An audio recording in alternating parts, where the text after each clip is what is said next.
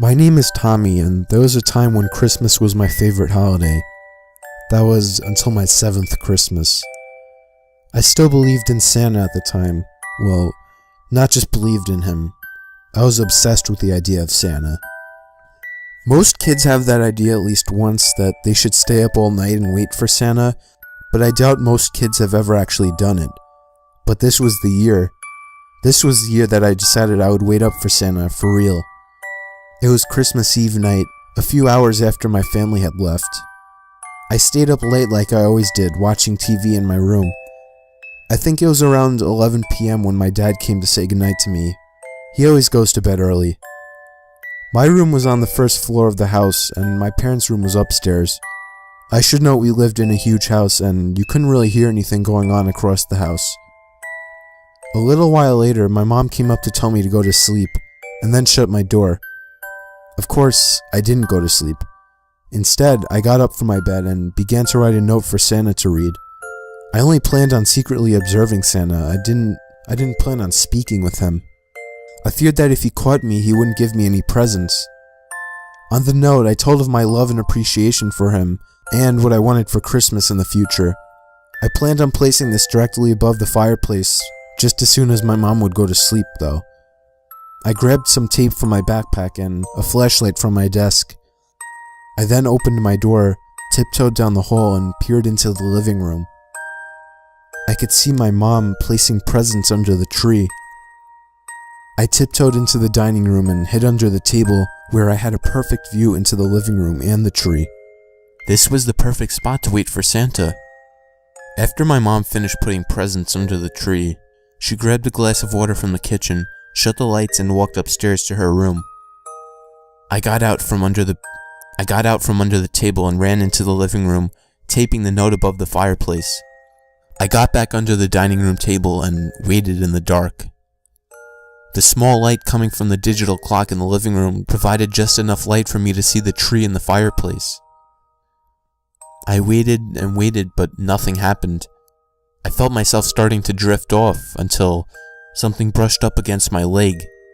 I shrieked and jerked back, turning around to see two eyes staring back at me in the dark. It was my cat, Jojo. I breathed a sigh of relief and shooed him off, for I thought he might blow my cover. He ran down to the den and out of sight. A while later, I heard my stomach growl, and I knew it was time for a midnight snack. I got out from under the table and walked to the kitchen, checking the time on the way. It was around 1:30 in the morning. I couldn't wait around any longer on an empty stomach, but before I could open the fridge, I heard a sound coming from the den. I thought it was just Jojo at first, until I heard the sound of boots walking on the tiled floor. It was Santa. My heart nearly stopped from excitement.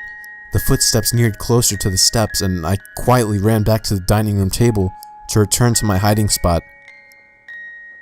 The footsteps began walking up the steps from the den into the living room. I could barely control my excitement. I was actually witnessing Santa in person. As the steps entered to the living room, I could see the Jolly Giant. A huge man dressed in a red coat and black boots, holding a sack, stood next to the tree. He just stood there for a few moments before walking up to the fireplace. He noticed my note. He ripped the note off the wall and began to read it. Then I heard Santa chuckle to himself and proceed to sit down on one of the couches, and then he crouched down. I couldn't see what he was doing, but I heard him shuffling around with what sounded like a bag in a box. He finally stood back up and placed something under the tree. I had actually witnessed Santa leaving me a present. He then turned around, picked up his sack, and walked back down to the den until his footsteps faded away. I felt it safe to get up now, but I didn't want to open the gift yet, so I went straight back up to bed. I was satisfied. I got what I wanted. I fell asleep seconds after climbing into bed, and morning came fast. I jumped out of bed, eager to get to the tree. The TV in the living room was on, but nobody was in the room. Normally on Christmas morning, my parents were always there to greet me. I immediately ran to find the present that Santa left me, and I found it. But it wasn't wrapped. It was just a box with a note sitting on top. I picked up the note. It was the note I had written, but it had a small response from Santa. It said, I'm flattered by your admiration, Tommy. I hope you like the gift I left you. Go ahead and open it now. My heart started pounding with excitement. Suddenly, I heard my parents yelling from the den. I quickly checked to see what was wrong and realized that the backyard window was shattered, and in the background, I remember hearing a news report about some kind of psychopath murderer. With my 7-year-old maturity level, I still found my priority to be opening my presents. I walked back to the tree and ripped off the lid of the box, and my heart sank to my stomach. In the box, staring back at me, was the head of my cat Jojo. I dropped the box, but I couldn't even get a scream out of my mouth. The head fell out of the box, revealing another note at the bottom of the box, and I still, to this day, remember what it said.